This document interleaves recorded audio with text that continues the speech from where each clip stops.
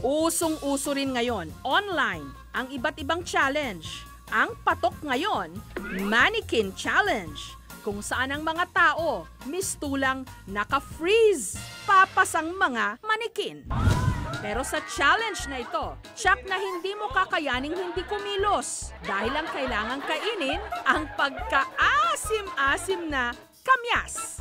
Ito ang Kamyas Challenge. At ang poise na poise habang nangangasim sa pagkain ito.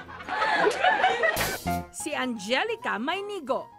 Hi, ako nga pala si Angel, ang kamyas girl ng Pangasinan. Ituturo ko sa inyo kung paano kumain ng kamyas. Una, pumitas ng kamyas. At saka, isaw-saw sa asin. Ang bait. Sing-asim ng love life nyo. Kararay. Asim.